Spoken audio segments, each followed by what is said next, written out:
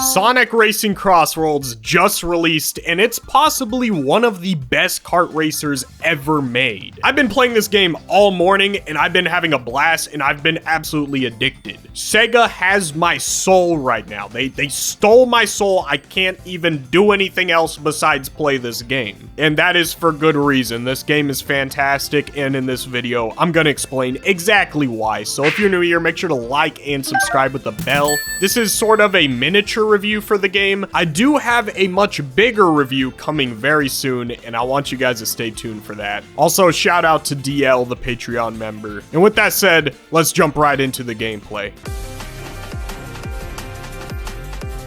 If you were ever scared that the single player would be just mindless, boring gameplay, another kart racer that you can just run through and beat on your first try and perfect everything, that is far from the case. Because not only is the single player just excellent, peak, like 9 out of 10 gameplay, but it is so challenging. This game is the hardest Sonic game. I'm saying it right now, alright? This game is so hard. The reason why I say that is because with every race, you have a rival racer, which is basically a standout character that races better than all of the other racers. They have a better CPU. With every race, they go up a level in difficulty, and it may not seem very difficult at first, but by the time you get to the end of the game with the last few difficulties, it gets really challenging. In fact, when I was completing the Grand Prix, for the last two, I had to lower the difficulty just to finish them. I could not beat this game. It was too challenging. To be fair, I was stuck on the Eggman Cup for like an hour. I just wanted to work on this video, man, and I knew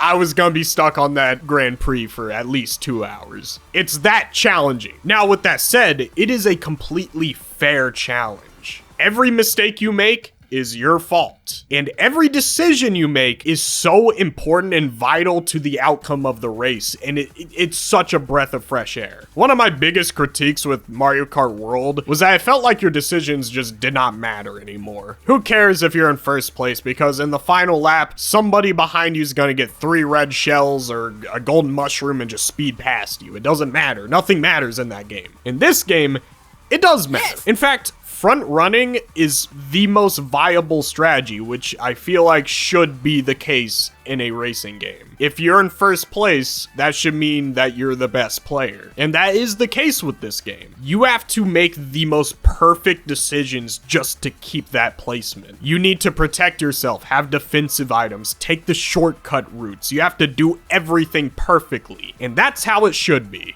And God, this game, just like, I don't know what it is, but they perfected skill mastery. I remember when I was playing the game, at the beginning, I was struggling quite a bit. But then once I got to the final 2 difficulties and the game got really hard, I went back to the lower difficulties and I completely aced them. Those difficulties that were once so challenging to me were no longer challenging. And that's proof that this game is not just unfiltered chaos. Yes, this game is very chaotic, extremely chaotic. But with your optimization of gadgets, your decision making, and your ability to race correctly and choose the shortcuts correctly, there is ways to survive the chaos. And you can get better at this game. Yeah, sure, there are moments where you're like, okay, that's bull.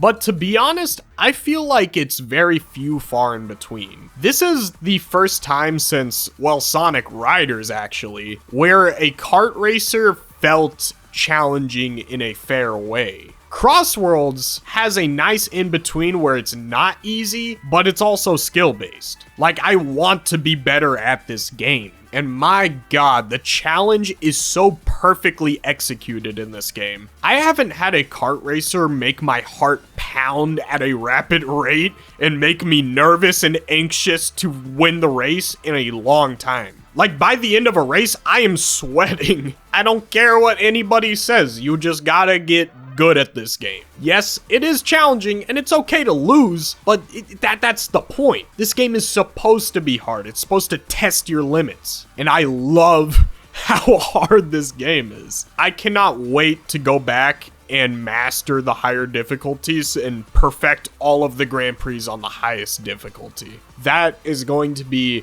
a very challenging and gruesome experience, but I'm gonna have so much fun doing it. Okay, let's talk about the gadgets. The gadgets are so vital for this game. They are very important to how you play. If you do not optimize your gadgets right, you will lose. I personally have always kept quick recovery on. I think anybody playing this game should put quick recovery on. Basically, what that does is when you get hit, you can instantly start driving again. This is so important with how chaotic this game is. You absolutely need this gadget. Now, for the other gadgets, it's all up to you. The gadgets can affect what items you get more often and increase certain stats of your vehicle. I usually choose a defense build so that when I do get to first place, I can protect myself with defensive items. Although I've noticed with higher difficulties that I cannot outrace the CPU, so maybe it is more effective to use an attack build, because if I can attack my rival racer and destroy him, then that would make it easier for me to get into first place. And I love that I'm coming to this conclusion because it's like the game is making me scramble to figure out how to get good. Like I'm using every little piece in my arsenal to make me better. Overall, I love the gadgets. I think it's a very unique system to the game, and I think it changes everything. Without gadgets, CrossWorlds would not be as addictive as it is. Now, let's talk about the track design. The tracks in this game are fantastic. I wouldn't say they're perfect per se, because some of them are kind of basic. There isn't a whole lot of gimmicks in these levels. A lot of them are just driving on roads and drifting around corners, and that's literally it. Whereas you play a game like Mario Kart World, and the track designs in that game is just perfect. There's a lot of random gimmicks in the levels and random obstacles that change how you race. Whereas in Sonic CrossWorlds, sometimes they'll throw a gimmick at you, but for most of the time, you're just driving down roads and turning around corners. However, to the game's benefit, it doesn't necessarily need a whole lot of gimmicks, because with all of the chaos in the game in the first place, you're not even going to be focused on it. The chaos makes up for it. You ain't even got time to focus on like the bouncy Donkey Kong level from Mario Kart World. So it's not a huge critique, but I wish the track design had a bit more uniqueness. I will say though that the stage choices are so awesome. As a Sonic Unleashed fan, I absolutely love the fact that they chose 3 Sonic Unleashed levels to put in this game. They got Apatos, Halaska, and Dragon Road, and these levels are fantastic. Except for Apatos, because that level is literally a hallway and you have no room to do anything. There's even some crazy callbacks to Sonic and the Secret Rings and Sonic Lost World for some reason. They chose locations from just any game in the series. Whatever they wanted to make a track out of, they made a track out of. You got Metal Harbor in here. You got Sonic Superstars, which just looks very odd. And we'll get to the visuals in just a second. And you even got Sonic Frontiers and Shadow Generations in this game. Like, oh my god, this is awesome. Like, there were so many moments where I was wondering what track I was gonna get next, because personally, I didn't look at much of the advertising for this game, so everything was a surprise to me. So every time I went through a CrossWorld portal and I saw a new area, my eyes lit up every time. That was such a magical experience. I love the CrossWorld gimmick in this game. Now, as for the visuals, I'm quite disappointed. If this game has one big blowback, it's unfortunately the visuals. And I feel like I'm gonna get some hate for that, because for some reason a lot of people love how this game looks graphically. But in my opinion, it's pretty subpar. Shadow Generations looked better than this game. Sonic Superstars at times looked better than this game. Sonic Unleashed looks better than this game. Like, it's sad that I have to say that Windmill Isle in Sonic Racing CrossWorlds looks worse than the Windmill Isle from a 2008 game.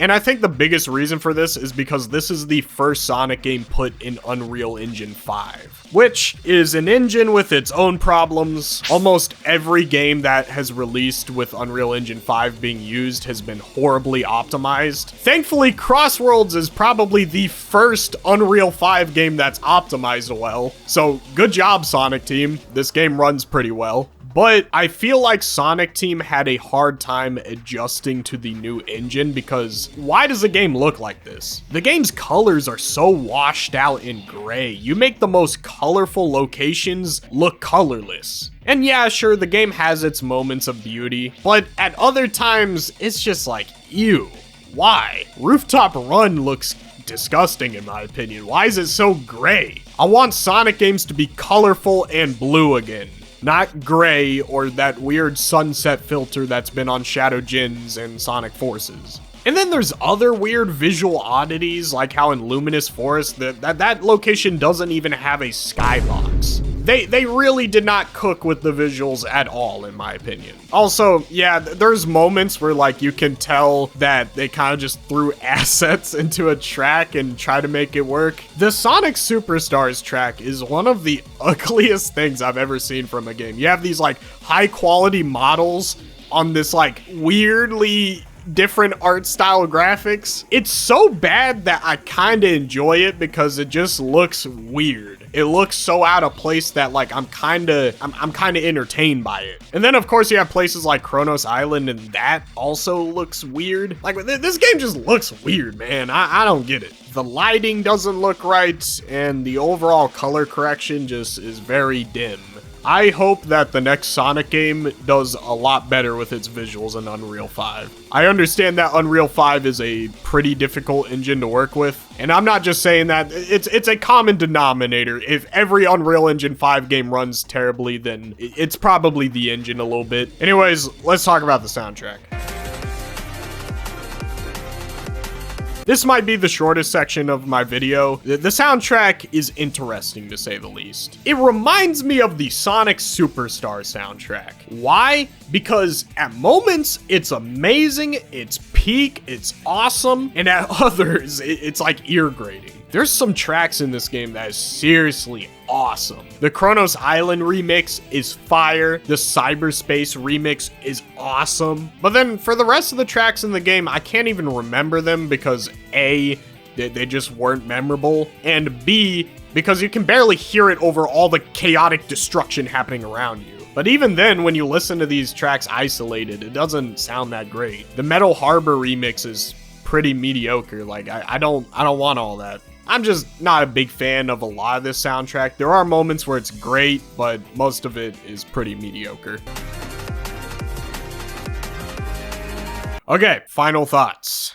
I love this game, and I will be talking about it more in a bigger review for the game. And yes, there is more to talk about. I have a banger video coming out, and I'm gonna be releasing it early to Patreon, so subscribe to my Patreon if you want to support me and see it early. But overall, this is a win that Sonic needed. Not only did the game review well critically, but it's overall just a good game. This is what we needed. This is quality. This is a polished experience. This is a good Sonic kart racer. This is a good Sonic spin-off. This is a good game for people who are getting into this franchise who wants to play a Sonic game. This is the first time since probably the early 2000s to the 90s where Sonic versus Mario is not only a real debate, but Sonic might be doing better. I have some thoughts on which game I prefer, and I will talk about that very soon. But Sonic did something great, and this is the beginning of a battle.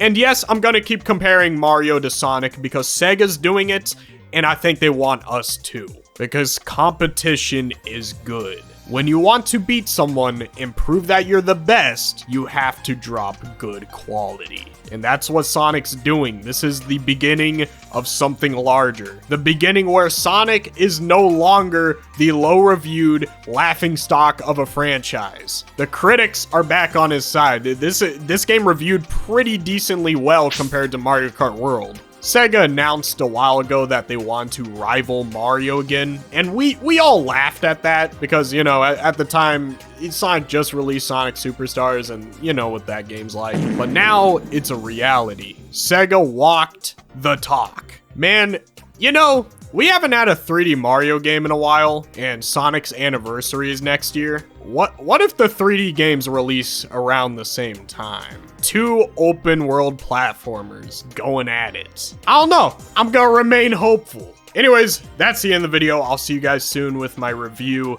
and I love you guys. Shout out to the Patreon members with DL and Archer XYZ, and peace out.